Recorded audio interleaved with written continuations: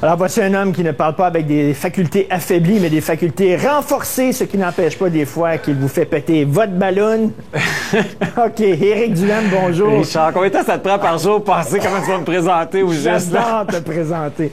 Éric, on ouvre les lignes aujourd'hui lors de ton allocution. Moi, ce que je veux savoir, les gens, parce qu'on va parler de la commission d'enquête, puis la question que je vais vous poser est extrêmement biaisée. L'émission s'appelle Franchement Martineau, ça s'appelle pas Objectivement Martineau. Est-ce que la commission d'enquête que nous a présenté Jean Charest hier, est-ce que c'est pire que tout ce que vous avez imaginé? Est-ce que c'est encore plus décevant que tout ce que vous avez pensé? Je vous pose la question. Appelez-nous. On va en parler avec Éric au numéro qui apparaît à l'écran. Éric, je te pose la question. Mais hier, je lisais sur Twitter, je ne sais plus qui avait écrit ça, mais c'était très drôle. Il disait, j'avais aucune attente, puis Jean Charest a réussi à pas les rencontrer.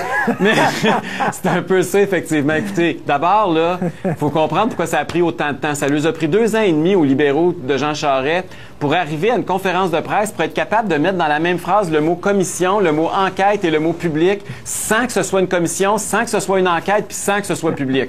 C'est ça qui s'est passé hier, là. Écoutez Charest parler, là, une commission d'enquête sur l'allocation des contrats publics dans l'industrie de la construction. C'est pas une enquête publique, c'est pas une commission d'enquête. Écoutez, là, il y a une loi au Québec qui s'appelle la loi sur les enquêtes publiques. Il y a un article dans la loi, l'article 9, puis là, je peux vous le lire un petit bout si tu veux, qui dit que les commissaires, donc dans ce cas-ci, Mme Charbonneau, peuvent par une assignation requérir la comparution devant eux de toute personne dont le témoignage peut se rapporter au sujet de l'enquête. Ces personnes doivent comparaître et répondre à toutes les questions qui leur sont posées par les commissaires.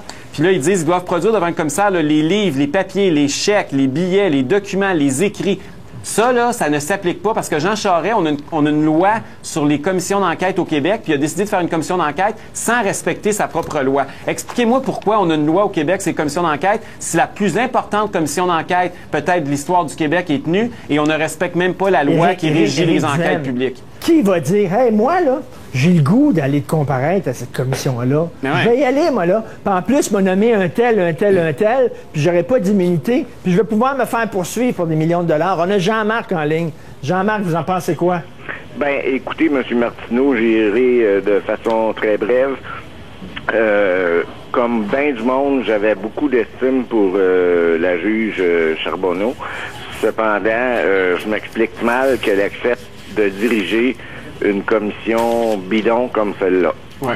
Sacrée bonne question. C'est vrai que c'est décevant. Question. Écoutez, c'était une femme qui avait une super réputation. Hein? C'est une femme qui avait, quand elle était procureure de la Couronne, qui a gagné 81 de ses 82 procès contre des meurtriers. Mais écoutez, c'est une femme qui a été nommée aussi, il faut s'en rappeler, en 2004 par le Parti libéral. Et je pense que malheureusement, elle a, plutôt que de choisir d'être une bonne juriste, elle a choisi d'être une bonne libérale et elle a choisi de présider une commission bidon pour servir de paravent au gouvernement libéral. Elle a décidé d'épuiser son crédit et son capital de sympathie et sa crédibilité. Elle joue sa réputation. Oui, elle a donné sa réputation à Jean Charest, puis Jean Charest l'a brûlé en une conférence de presse. C'est triste, mais c'est ça qui s'est passé malheureusement pour elle. C'est dommage, une grande juriste québécoise, une femme qui finit sa carrière en queue de poisson comme celle-là. C'est vraiment triste, c'est pathétique qu'elle ait accepté ce mandat-là. Au bout du fil. Guy, on vous écoute. Bonjour, M. Martineau. Bonjour. Oui, moi, mon commentaire, c'est que je pense que M. Charest fait ça plus pour faire plaisir à ses militants qu'il va rencontrer en fin de semaine que de faire plaisir aux Québécois. Parce que je pense qu'il aurait mangé une débarque avec ses militants en fin de semaine. Ouais. Excellente observation. Merci, Guy. Éric. Mais c'est vrai qu'effectivement, il y a des libéraux, vous l'avez vu dans les dernières semaines, il y en a plusieurs qui commencent à parler. Il y en a même qui commençaient à démissionner, mais Jean Charest aurait passé une dure fin de semaine s'il n'avait pas fait un paravent de l'enquête. Mais là, il leur a donné une petite cassette libérale qu'on va entendre dans les prochaines semaines, dans les prochains jours. Puis la grande ligne que vous allez entendre là, de la cassette rouge, là, c'est de dire, là, on n'avait pas le choix parce qu'on voulait pas nuire aux enquêtes policières en cours. Ça, là, c'est la ligne du Parti libéral, vous allez l'entendre. Puis malheureusement pour eux, aujourd'hui, le bâtonnier du Québec, le Louis Masson, est sorti, hein, le barreau du Québec, qui dit « c'est pas votre meilleur argument, on s'excuse, mais ça tient pas à route ». Hier, dans la conférence de presse, Jean Charest n'a pas été capable de trouver un seul exemple d'un cas où ça aurait pu nuire à des enquêtes. Il n'a pas été capable de donner un précédent. Zéro. Éric, moi, là, je me dis, il aurait peut-être été mieux de même pas en faire de commission d'enquête. Ça aurait été moins insultant. Tu sais, c'est la fête de ta femme, tu l'as oublié, tu t'en vas acheter une boîte d'After Eight puis tu lui donnes ça. C'est pire. Non, écoute. Donne-y rien. C'est ça. Tant qu'à faire ça, d'abord, on aurait sauvé 30 à 40 millions de dollars comme contribuables. Puis deuxièmement, on n'aurait pas eu en pleine face la démonstration que notre premier ministre nous prend collectivement pour des imbéciles. Parce que c'est un peu ça. Il pense que notre intelligence est tellement faible, est tellement pas là, qu'on va gober ça puis on va penser que c'est une vraie enquête publique. C'est complètement con. Et là, il y a tout le côté public, parce qu'il va y avoir des témoignages à huis clos. D'ailleurs, je me demande qui va aller témoigner, mais c'est une autre affaire. Mais bon, le côté public, ça va être comme une grande commission Bouchard-Taylor. Ça va être des lologues qui vont venir pérorer à voix haute, puis discuter, puis tout ça. On aurait pu organiser un colloque à l'UQAM ou à l'Université Laval, ça aurait fait la même maudite affaire. C'est pas une enquête publique. Puis le rapport, secret, je m'excuse, mais Jacques Duchesneau, il en a fait un très bon rapport. D'ailleurs, Jean Charest aurait peut-être dû le lire. Il nous aurait sauvé quelques millions. Ça a déjà été fait, ce travail-là. Il a rencontré 500 personnes. Il a passé 2500 heures en entrevue avec ces gens-là. Le rapport sur la collusion dans l'industrie de la construction au Québec, il est déjà fait. Il s'appelle le rapport Duchesneau. On n'a pas besoin d'engager quelqu'un qui va utiliser le dictionnaire des synonymes pour nous rédiger exactement la même chose. Merci beaucoup, Éric. Reste avec nous. On attend toujours vos commentaires. Appelez-nous au numéro qui apparaissent à l'écran. Après la pause, on continue à casser du sucre sur le dos de la commission.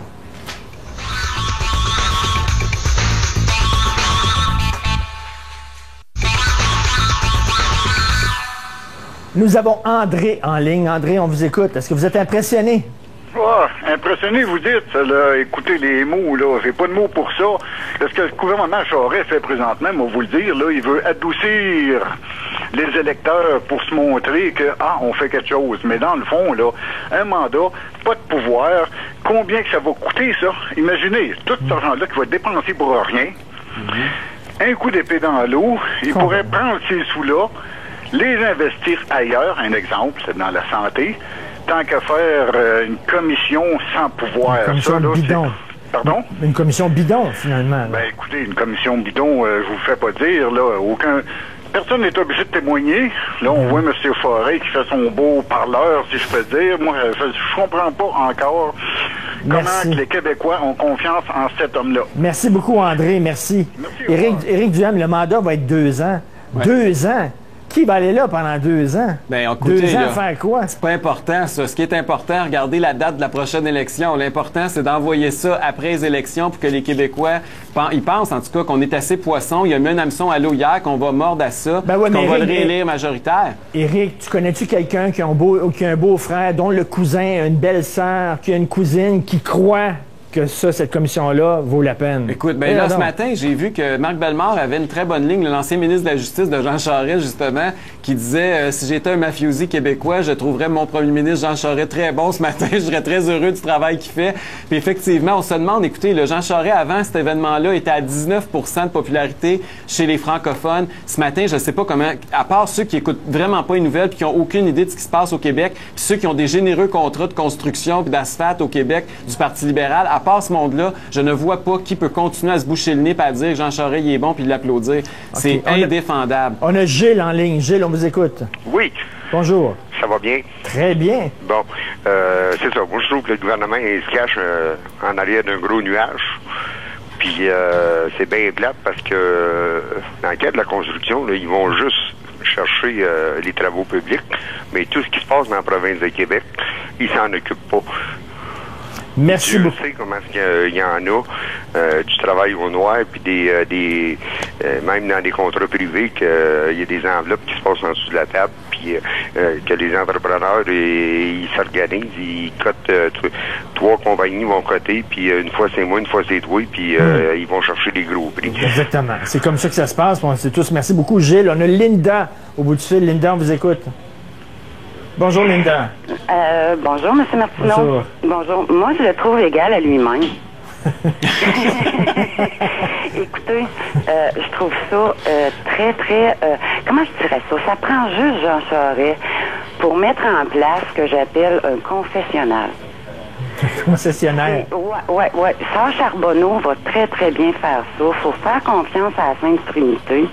Tout le monde va s'enfarger pour aller libérer leur conscience. Alors moi, je me dis, là, à quand la bénédiction du Haut-Sachère de Québec? J'ai hâte. J'aimerais ça voir ça.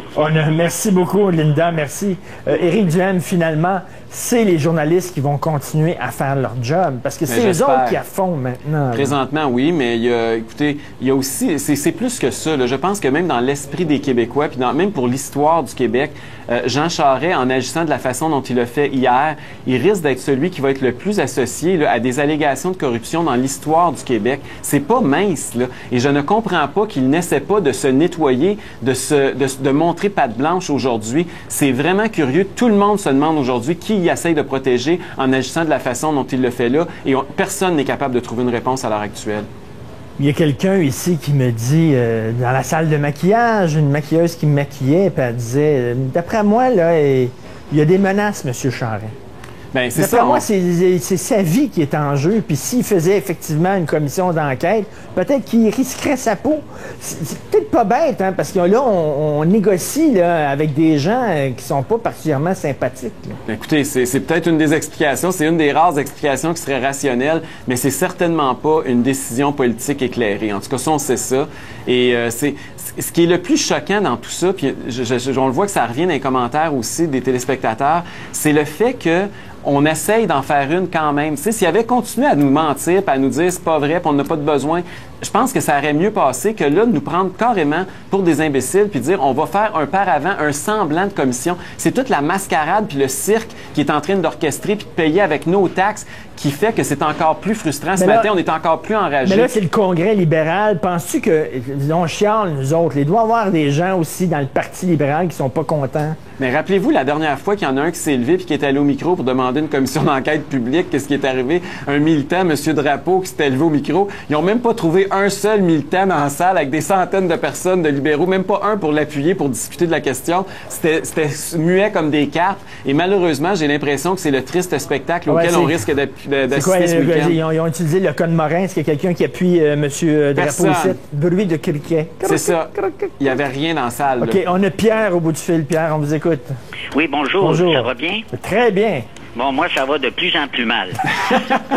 Je comprends pas, avec tout ce qui se passe, là, que cette dame-là, Mme Charbonneau, qui est supposée d'être intègre, franche, sans rien à lui reprocher, puisse accepter de présider une commission comme ça. Moi, tout simplement, j'aurais dit, je refuse. Jamais je vais m'embarquer pour présider une commission comme ça. Voilà mon commentaire. Merci beaucoup. Et Éric Duhaime, elle était la femme qui a envoyé Mme Boucher en tôle. Elle sera la femme qui a présidé la commission Bidon. C'est très triste de finir comme ça. C'est ça qui fait mal. Et c'est de voir, tu sais, que Jean Charest, là, tout ce qui touche présentement, puis c'est la même chose pour ses ministres qui sont autour de lui, qui ce matin le répètent la cassette libérale, ils sont tous en train de se brûler avec lui. Et c'est ce qui est dommage, c'est que dans sa chute, il est en train d'entraîner des personnes de qualité. Et malheureusement, la dernière en liste, c'est Mme Charbonneau qui a accepté de mettre son nom à côté de lui. Voyons, l'homme du barreau là, qui a dit... Louis Masson. C'est ça qui le dit... bâtonnier. Ça, c'est le témoignage le plus accablant contre Jean Charest. Écoutez. Le gars du barreau du Québec qui dit « Voyons donc, M. Charest, ça n'aurait pas nuit du tout aux enquêtes. Vous auriez pu faire une commission d'enquête publique. Une vraie, là. Ouais. Une vraie qui respecte la loi de la Commission des enquêtes publiques. Ce qui a fait mal aussi, c'est hier, pendant la conférence de presse, quand ils ont essayé de poser des questions, les journalistes essayaient de demander à M. Charest, nommez-moi un exemple, pas 25, là, un seul exemple ou concret où une commission d'enquête publique a nui à les enquêtes policières. Dans l'histoire du Canada, dans l'histoire du Québec, trouvez-moi-en un. Il n'a jamais été capable d'en nommer un seul. Vous voyez bien que son argument ne tient pas la route. Il n'y a même pas aucun précédent dans toute l'histoire. Il achète du temps, là. Il achète du temps, puis il pense qu'on est assez navet, qu'on va tout croire ça. C'est ça qui est hallucinant. Il a l'air à penser qu'on va gober ça. Là, hier, il parlait, là, puis tu sais, ça avait l'air bien normal, là, tout était correct. Ça manque vraiment de respect pour les électeurs. Je vais faire un lien avec notre sujet qui s'en vient après la pause, la Grèce. Ce qui se passe en Grèce, c'est vraiment la fable de La Fontaine avec la cigale et la fourmi. La fourmi étant l'Allemagne qui a travaillé, qui a pris des mesures d'austérité, qui ont fait attention et qui ont une économie saine et en santé. La cigale, c'est la Grèce. Gros party, tout ça. Et maintenant que le froid arrive, soudainement, la Grèce se tourne vers l'Allemagne et dit « Vas-tu m'aider à payer mes dettes? » Puis l'Allemagne dit, ben vous avez dansé et bien chanté maintenant. C'est un peu ça, là. C'est ce qui risque de nous arriver. On risque de chanter cet hiver, puis on va déchanter par rapport à Jean Charest parce que effectivement, tout ça, là, il y a un coût en plus. Là, parce que pendant ce temps-là, le gouvernement s'occupe pas de ce dont il serait supposé s'occuper parce qu'il est tellement entaché, il n'a plus la légitimité pour gouverner. On est rendu là, il est en train de se décrédibiliser. C'est ça qui est grave. Merci.